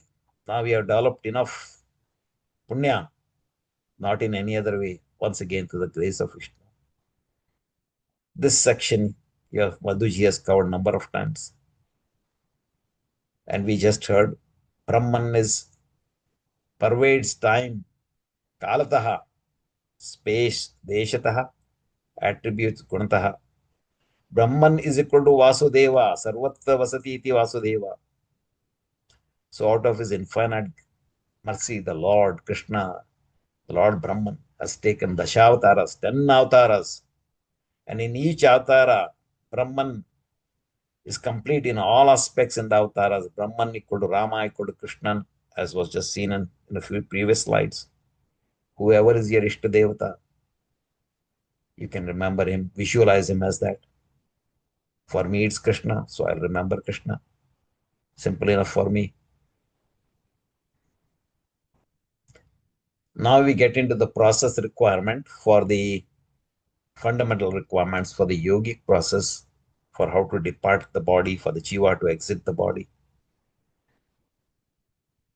The first and the fundamental thing for all of this, after having covered the overview, which is required for all the methods, it's Om. Om equal to Pranava, equal to Brahman, equal to Purusha, equal to Narayana, equal to Vishnu. Anandji just said that. It's a Bija mantra. From it comes the 4 Vyahritis, Om, Bhur, Bhuva, Swaha. 4 Rupas, Vasudeva, Sankrishna, Padyumna, Aniruddha. From that also comes the, if you want to split it into 2 words, 3 words, 4 words, Vasudeva Dwadasha Aksharana mantra, which is Keshava, Narayana, Madhava, Govinda, Vishnu, Matsudhana, Trivikrama, Vamana, Sridhara, Sikesha, Padmanabha, Damodara. If you want to split it into 8 aksharas of Omkara, Akara, Ukara, Makara, Nada, Bindu, Kosha, Shanta, Atishanta, and the corresponding rupas, and Narayana Ashtakshara mantra. From it comes the Gayatri mantra. That is what it means. It envisages all these things. And the Purusha Sukta, the Vedas, the Upanishads. This is called as the entire Shastra Prapancha, all in one word, Om. And when you say Om, you got to visualize all these attributes when you can. If not, Om. This next slide is a little bit busy, but it's a prerequisites for the yogic process. We have all done pranayama. During pranayama, let me focus on that word. Prana, we are talking about Mukhya Prana. There is no pranayama, there is no yogic process without Om and Vayu Devru. When prana leaves the body, you're finished. Goodbye. So that's what they are trying to regulate over here in this yogic process, which is Mukhya Prana. A little bit of all of you know this yogic chart, but I'll go over it one more time just for complete sake of completion. The body has 72,000 and then some nadis, as you might have learnt in Harikathamritasara. He goes into a lot more detail over there. But the main nadis for our purposes, for the yogic process, are 3. The Sushumna nadi is the main highway for the prana to travel up and down the body. Surrounding it is the Ida and the Pingala. And the chakras are Muladhara, Swadhisthana, Manipura, Anahata. Anahata is important. Vishuddhi, Agnya, and Sahasrahara. And we'll expand a little bit on that. All of you are very knowledgeable, so you know that. But the most important factor here is Om. So if somebody says, where is God in all of this? God is in everything. If you do all these things and not chant Om, you're not getting anywhere. This first chart shows the relationship between the chakras and the location on the body that we just covered. Mooladhara is prostate and fallopian. Swadhisthana is reproductive organs. Manipura is pancreas, adrenal. Anahata, thymus. Remember that word, Anahata, thymus, which I usually forget because of my senior moments. Vishuddhi chakra, thyroid. Agneya, pituitary glands. Sahasrahara, pineal. The next shows the relationship between the 9 gates for the jiva to exit, Navadvara, and the 2 sukshma. the bowels, and the associated Abhimani Devatas, governing deities. This is important because it has a direct bearing as to where you end up. We are talking about where we want to go. Now we need to find out where we'll end up. It depends upon which path the jiva takes to exit the body. And that is elucidated in this yogic process. Going to the next slide, which is verse number 10. Prayanakale manasachalena bhakti yukto yoga balena chaiva. Bruhor madhye pranamaveshya samyak satam param purusham upaiti divyam. One who at the time of leaving the body, practicing yoga, meditates on the Lord with utmost devotion, focusing his mind and holding his breath. As you might have heard in the lecture of Bananda Acharya, you should pull up your prana jiva, what is residual life breath, up to your forehead. Then the Lord says, you will reach my abode. Sri Raghavendra Swamiji in Gita Vivrutti further expands and says that even though this is a prescription for pranayama, control of the breath, the mukhya prana, and those who have conquered your breath are known as Vayuji. The whole this technique, Siddhi as it is called, is part of Kundalini Yoga, where you are controlling and regulating your life force, and by breathing practices to attain relaxation, promote increased energy and overall well-being, and also focusing on Lord, or in fact focusing on the Lord is primary. And the basic breathing technique, as you very well know, involves inhaling, Puraka, that's the word for it, holding it basically like this, which we do during Sandhya Vandana. Kumbhaka is holding your breath, and exhaling, Rechika. And if you get into more details of pranayama, as it's done in Kundalini Yoga, there are different techniques to enhance and awaken the sleeping serpent, which is what it's called in Kundalini Yoga, and be able to regulate your life energy, prana, and bring it up to your forehead. Sri Jaitirtha in Pramaya Deepika states that the two types of seekers are here. One who are proficient in the Bhakti Yoga Marga, which Veena will again cover, and some of my other teammates. The other one is pranayama, which is what we are looking at. Taking a pause here, you may say, come on, who has ever done this in our times that we know of? We just had Raghavendra Swamiji's Aradhana. There are two people who have done it, and it's very well documented. One is Raghavendra Swamiji himself, the other one is Jaitirtha, who entered their samadhi alive. This is very well known, not something that people can debate. But they are extremely blessed people. They had extreme sadhana and devotion towards the Lord. So what is possible for them is not possible for us, may not be possible for many of us, most of us. Going to the verse 11, which is again focuses on the next requirement. Yadaksharam veda vido vadanti vishanti yadyatayo vitaragaha yaddichanto brahmacharya charanti tatte padam sangrahena pravakshe. This verse describes the further requirements for those who have conquered the Vijayis. Those who are learned in the Vedas know that the Lord is eternal and imperishable, Akshara. And just now, Anandji covered what that means. They are not bound by the four things that the rest of us are bound. And this one is important. Yadyatayo vitaraga, relinquished passions such as lust and anger, will strive to attain the Lord. And all your sense organs should focus on Brahman, always and particularly at the final stages. Now we come into the thick of things. Let me get all the things on the board here. The final journey for the yogic process. Sarvadvarani sayamya. Sarvadvarani samyamya manohriddhi nirudhyacha. Thank you, Jayant. Murdhani adhattatmanaha Modhani adhaya atmanaha pranamavastito yogadharanam. What is conveyed here is you should shut down all the other gates. We talked about all those 9 gates plus 2, all the gates, and regulate your life energy through the Sushumna Nadi over here. And while meditating, Sarvadvarani, Mano Riddhi, Riddhi is the thymus. And as we just saw in the Anandji's slide, inside the Jiva sits the good Lord in the inverted lotus form. Krita Kamala Madhya Nivasi. You have heard this many, many, many times in many other pravachanas. Meditate on him is the prescription over here.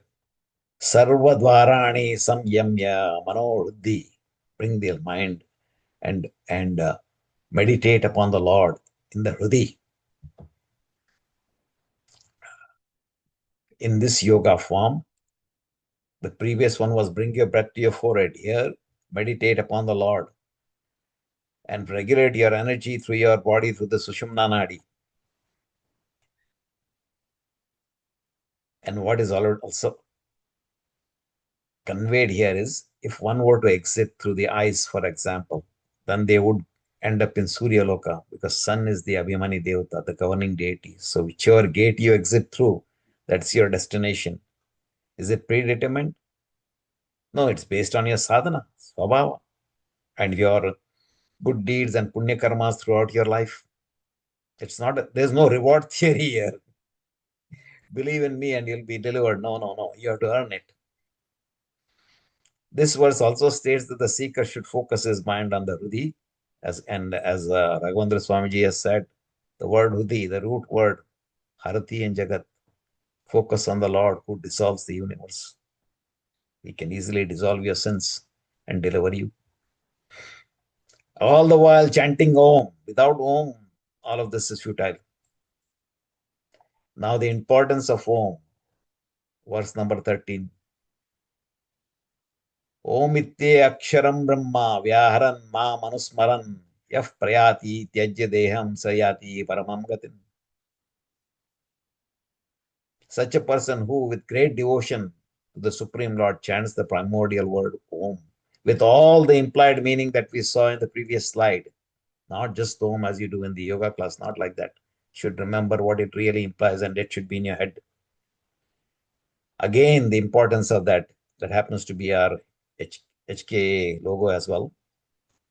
In chapter 17, verse 23, it's further reinforced. Om Tat Saditi. Nirdesho Brahmastrividaha Smutaha. Brahmastena Vedascha Yagyascha Vidaha Puraha. In the scriptures, the Lord is addressed in 3 principal names. Om, omnipresent.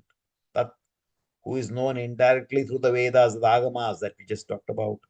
Sat, full of infinite auspicious qualities. Further reinforced in chapter 10, verse 25. Amaharshinam Bruguraham Girimasmaye Ekam Aksharam Yajnanam Japayagno Asmi Stavaranam Himalaya. I'm the Brigu among us the sages. I'm the letter Akshara, Om among all letters. I give special powers to chanting hymns, Japa among all rituals. So chanting is important, as you just said. And amongst the immovables, I'm the Himalayas. That's what the Lord states. Verse 14, this pulls it all together. I love this slide. And thank you for the people who contributed. Here, as you can see on the left side, time-wise, how am I doing? I'm doing okay. Here is Kuchela with his devotion hugging Sudha. Lord Krishna comes to visit him with a dried handful of flattened rice, poha. The devotion is so dear to Lord Krishna. He hugs him and showers him with all kinds of blessings. And here is us. With the right perspective, we should be able to embrace death as a liberation from the bondage of samsara, smiling and looking at Lord Krishna, who will deliver us. And that's what is conveyed over here. Ananya chetaha satatam yomam. Ananya chetaha satatam yomam. Smarati nityashaha. Tasya aham sulabha partha. Nityuktasya yoginaha. Ananya chetaha. Every waking moment think about me all the time. Nityashaha. Smarati nityashaha.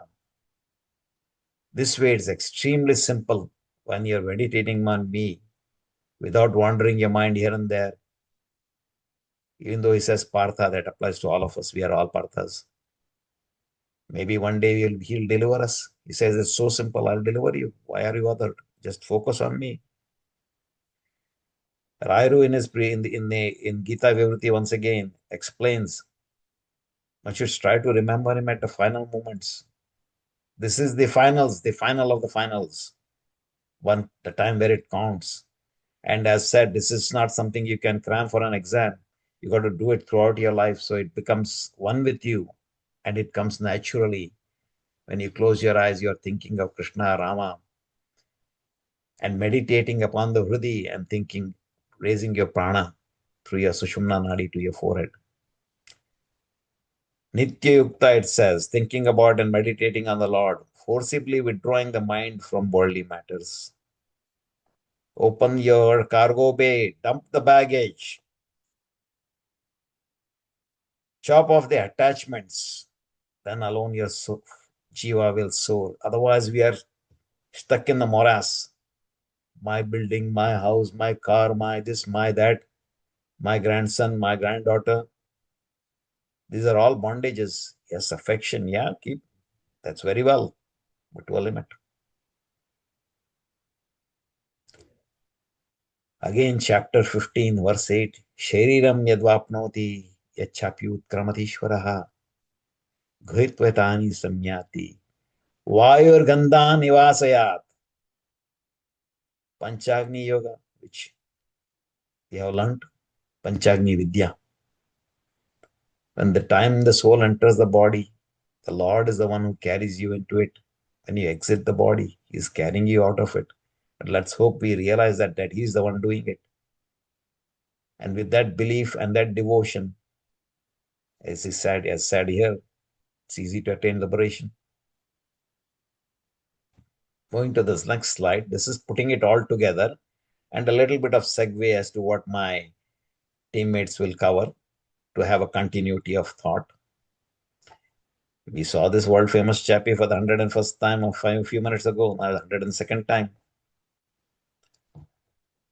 What is conveyed here is all the gates of the human being and the associated Abhimani Devatas, the governing deities, and as well as explained in the previous verses, by pranayama and breath control, you should raise your prana, whatever residual life energy, through the Sushumna Nadi to your forehead, pineal, while focusing on the Hridi, the location of the good Lord inside your thymus, and meditating upon Om on your lips. If your lips are not moving, at least in your mind, and close all the gates, all the lower gates, all the middle gates, and exit only through your top of your head, the fontanel, microscopic as it may be, because the plates are fused, as you physicians would say, what are you talking about? Also known as Brahmarandra. In Harikatamrita Sara, we have heard that word. While chanting home, you exit, then you reach moksha, liberation. That is the prescription of this yogic method and the preferred way. I tried to do a loose correlationship between our chappie and the different lokas, realms that one would end up depending upon which gate one exits from. And that is covered in chapter 14, verse 18. And Harish Ji and some of my other teammates will dwell a lot deeper. I'll just touch upon it so that there is some correlation between these, what was just discussed by Lord Krishna. Urdhva gachanti satvataha. What happens to the sattvic souls, the Uttama Adhikarins? They move upwards, as shown in this blue arrow, the Devayana Marga. if you would, by many births, hundreds of thousands of births, by the grace of Lord. Madhyatishtanti Rajasaha. The Rajasa people who are a mixture of Rajasa, Tamasa, Satvikas, covered by our Adhyatma Bandhu, Venkiji, few months ago. Jaganya Gunavattastaha Adho Gachanti Tamasaha. The Tamasa people will end up going down and down, sink into the different Patala lokas. And those people will exit from the lower gates. The Matyu lokas, the Rajasa people to the middle gates, and the Satvika people to the upper gates. Except for Satyaloka, all the Sarga lokas and Patala lokas are temporary. It's a round trip ticket. Let's know that. It's not a one-way ticket. We are all aspiring for that one-way ticket. For the Swarga Loka, you go to any of the Swarga Lokas. Let's say I exited through the eyes, so I end up in Surya Loka. It's a very nice vacation, very nice place. We enjoy ourselves. After my punya is exhausted, after my bank balance, the credit card limit is reached, I have to come back again. No other way. Then I have to restart again and build up my punya and my sadhana to follow and hopefully if I come into a nice family, maybe I'll learn to follow the Devayana Marga and not some other Durmarga. So this is the summary of my presentation. The last few slides are more or less to close the chapter and give some more. It's more a self-reflection here. It's not as if something new or out of the way is being presented. All of you very well know that. I like this slide by Madhuji. It says he can only be known through the Vedas interpreted with the aid of Brahma Sutras and Agamas. He is to be known as the abode of infinite auspicious attributes without any defect. Sarvaguna Sampanna, Dosha Dura. Unless we know him, we cannot see him. Unless we see him, we cannot obtain his grace. God's grace is absolutely essential for release from bondage. We have to realize that from the word get-go. At this point, a reporter comes up over here. He says, Sarji, hamara kya hoga? What happens to the rest of us? The answer has been on each and every slide. There is the Bhakti Marga right here. If I can muster my arrow to go there, right here. We are not Uttamadhikarins, but there are alternate methods which others will cover. At this point, I'd like to bring out a few examples. Different ways to learn for different people. I like examples. As Anandji said in one of the verses, whatever one is obsessed by, whatever one is thinking at the time of their final moments, not necessarily when the exact moment of your death, time of death, but the final stages, few hours, days, weeks. We have the classic Jadabartha story.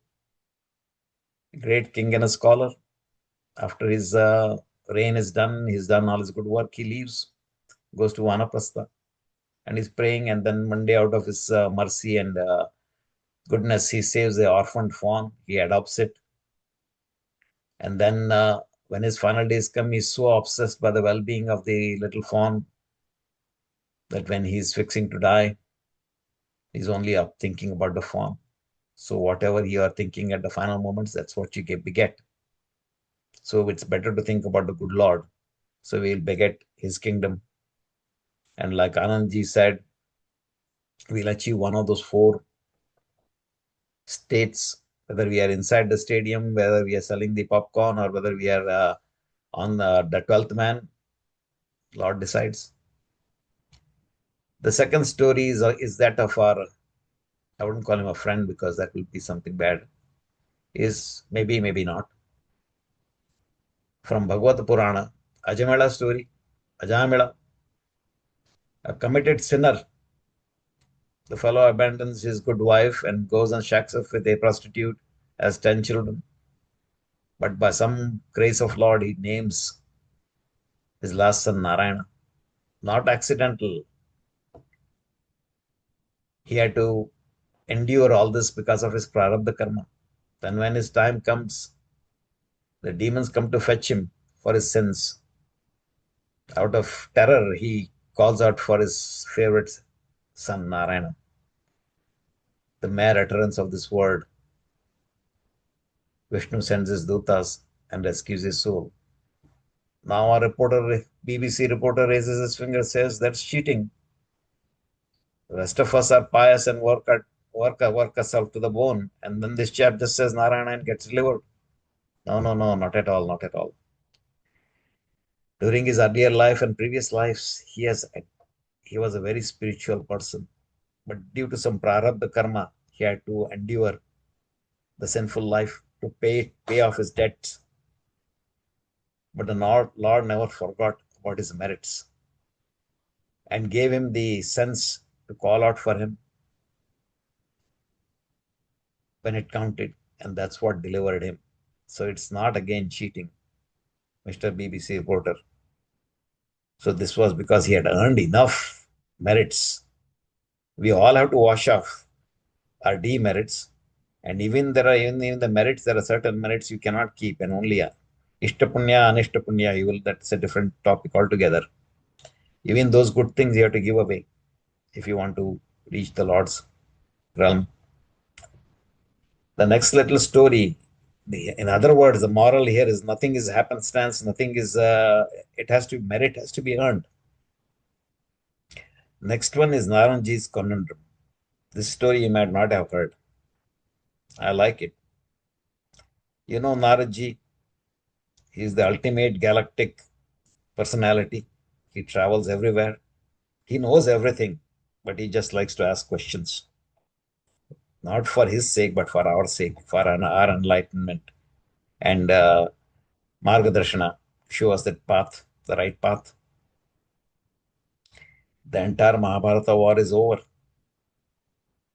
The Pandavas have won. The Kauravas have been vanquished. Peace has been restored. Make Hastinapur great again. Everything is working fine. And peace and prosperity to everybody. So Naraji comes down and says, "Oh Lord Krishna, my obeisances to you. Entire war, I've seen you save Arjuna's neck over and over and over again. What is so special about this chap? There is Bhima, there is the Dhritarashtra.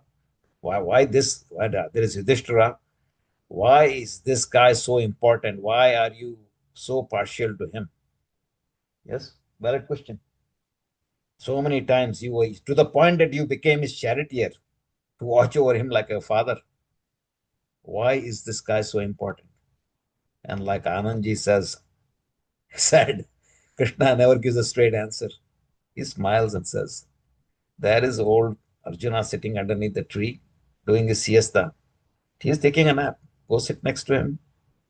You'll find your answer. Naradji goes there. He says, yes, sir, we'll go there.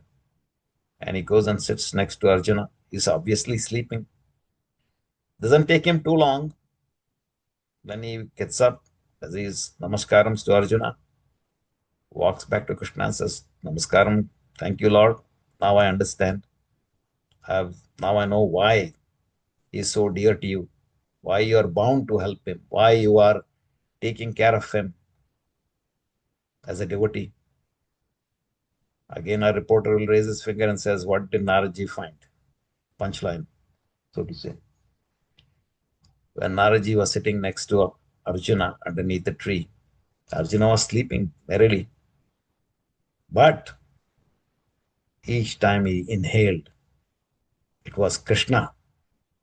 Each time he exhaled, it was Krishna. Inhale Krishna, exhale Krishna. This man was so devoted, and the level of devotion and meditation that each and every breath, living breath, he was focused on Lord Krishna. Krishna says, that is the devotion that of a devotee towards me that binds me to him. I am now obligated to take care of him. I'm bound by his faith and his devotion. I will not abandon such a devotee. Self-examination, can we ever reach that level? Probably not. Try we must. And hopefully after many, many births, maybe someday we'll earn the grace of Lord. and maybe we'll be liberated. That covers my end of it. Now let me just offer you some hope. This is a chintana, a thought, a discussion of hope. So if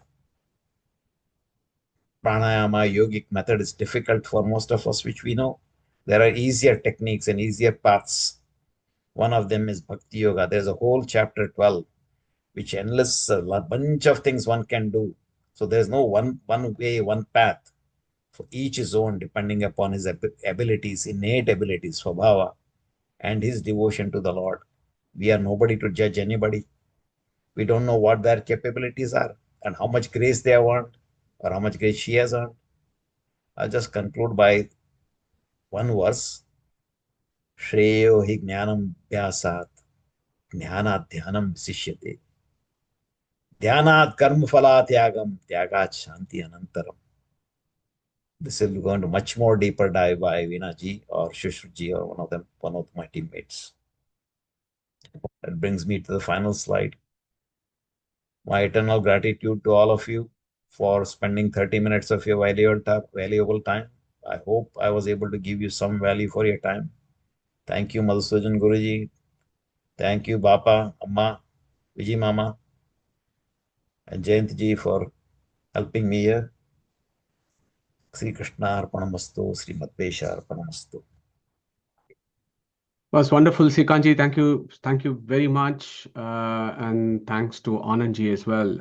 It looks like we've been here completely engrossed in this session for 1 hour and 45 minutes. I kind of lost track of time. It's really, really deep and profound philosophy that's being discussed. So I was again going to say thank you to Srikanji and Anandji. So we will, I know folks in India, it's a bit late at this point, but for folks on this part of the world, we are all still awake and fine. So we will have some Q&As. I think we should 3 to 5 minutes. If there is any questions that are going to come through, Satsangi is joined here today. Now is the time to get your views or any pressing questions that you may have.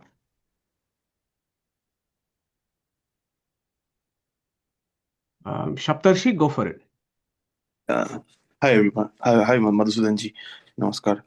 I have a small question regarding the slide where we can see that there are different lokas and people, jivas who were tamasikas, they go to the downward lokas.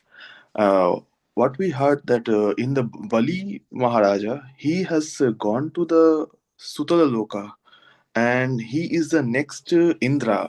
Is it correct? And but if it is correct, then how it is possible? Or is it like after he is just doing his sadhana or prarabdha karmas there in the Sutala Loka, and then in the Kalpantara he will become the next Indra in the in the Indra Loka? Yeah, that is my question. Yeah. Thank you very much. So I will pass this on to Srikanji and Anandji if they want to take this one. Yeah. Excellent question, my dear friend. Basically, you're absolutely right. I don't think I can add any more to it. So I'll let Anandji jump in and see if he can more embellish. One thing I will say is some of this will be dwelt in deeper by some of my teammates. They'll go into all the lokas. So I was just, I think I provoked the question. So that's enough for me. Thank you, Anandji. Saptarshiji, I think you had the answer in your question. And in fact, Srikanji went through a number of stories, especially the Jamila story, that he had to complete his prarabdha karma before he was liberated.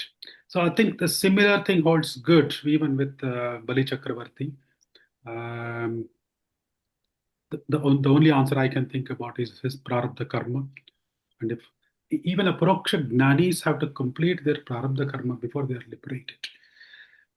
Probably some more highlights from Madhuji and Sureshji. Saptarshi, just a reminder to say that all the lokas that Srikanji was talking about are all temporary realms, right? So you go there and then you'll take the U-turn and then you come back again. Then you'll do that Panchagni. Your soul, you'll go to Swarga. From Swarga, you'll come to Parjanya Loka, and from Parjanya through rains, you will be on plants, and then somebody will eat it, and your jiva goes into the sperm, then fertilization, then struggle for 10 months, then do your bits of samsara, accumulate more karmas, then die, then do this journey again and again. So that Swargaloka is also a temporary realm, and also the lower lokas that was also discussed about the Patala. That is fine, and that is also a temporary loka. But don't. I just want to remind you that the Andhathamas that is being spoken about, the eternal hells are different. Eternal hells is like the moksha. When you go to moksha, you don't come back. When you go to Andhatamas, you will not come back. Duryodhana will go to Andhatamas and will never come back. Okay. Whereas our Mukhya Prana, who becomes Chaturmukha Brahma, will eventually go to moksha and he will never come back there.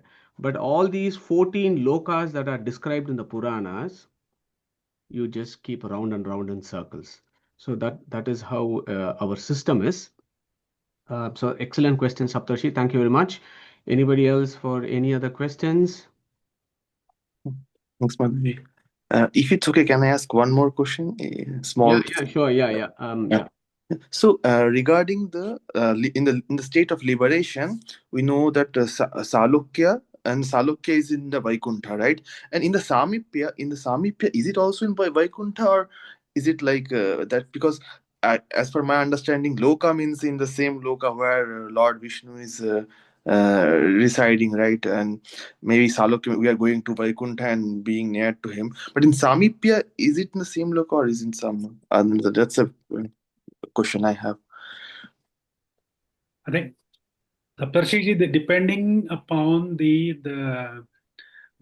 great deeds you have done, you will reap those sort of benefits. So when I say samipya means nearness to the God, nearness to the realm of the God. So look, if you have done much more than what is eligible for samipya, you will salukya. That is what I said. Probably Vaikuntha. Nobody can be sure, but this is how we grade the moksha. Okay, there are different gradations of the moksha depending upon what you have achieved in your life, the amount you have achieved in the life. So not everybody is the same. We spoke about it. So the nearest you can go to the God, we call that samipya. So if you have done much more than that, salokya, and if you are luckier than that, sarupya, and then sayujya. So it's just a gradation, and not literally thinking of where exactly you are. So it's not necessarily Vaikuntha, but beyond Satyaloka. Okay. Thank you so much. Thank you. Saptarshi, just to add on to that, look, just remember the Purusha Shukta, right? Padovasya Vishwabhutani Tripadasya Amrutandevi. There is one aspect in here in the material world, and the Purusha Shukta says Tripadasya Amrutandevi, three aspects. What are those three aspects? Anantasana, Shwetadeepa, and Vaikuntha. Those are the three aspects that are discussed in the Purusha Shukta. But the key is that Amrutandevi is infinite. There is no limit. It's an infinite realm. There is no limitation to that. Whereas to the material realm, there is a limitation. Material realm is limited. Whereas the liberated realm or the trans-empirical world is unlimited and it's infinite. The Vedas can only give us a glimpse, an idea of what it is. And the Rig Veda documents this in Purusha Shukta, saying that look, there are three aspects: Anantasana, Vaikuntha, and Shwetadeepa. And in these aspects, there are various systems where your Rama, Krishna, everybody they have their own their own situations there. And then you could maybe visualize in those kind of realms, if you are, as Anandji said, as an eligible soul, you might be in one of those realms.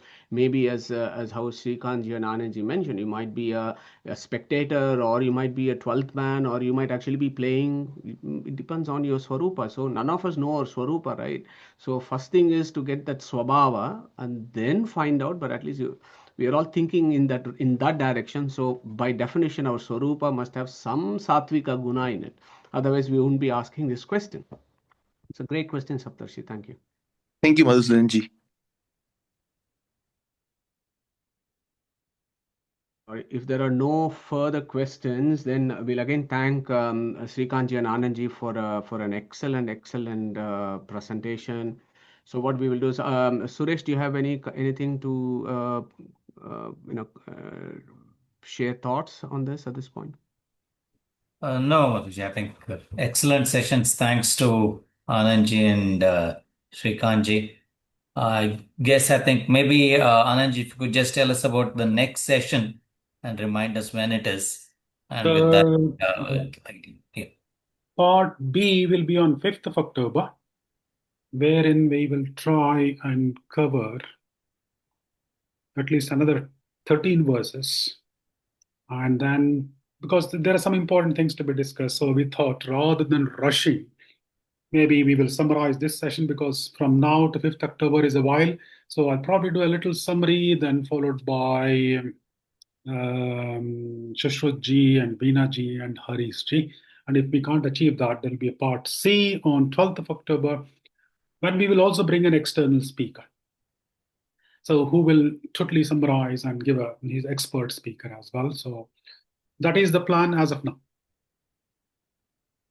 Sounds good, Anand. Anandji, sounds good. So yeah, so in that case, between now and 5th of October, we carry on with our Upanishad Chinthana, which is very relevant to all the things that we have learned. So my humble request is, we have learned a lot today, but let's not assume that we have learned everything, because that is what the second kanda, the second mantra is saying, right? Yedi manyase suvedeti dahramevapi noonam tvam naveta brahmano rupam. We will do the second half. Yadasya tvam yadasya deveshu atanu mimamsyam evate manye aviditam. So that second verse, the second half, we will follow this up on Sunday. So on that note, again, thank you so much for a wonderful session. So I hope you all have a wonderful evening. So can I request Suresh to recite Om, and we close today's session.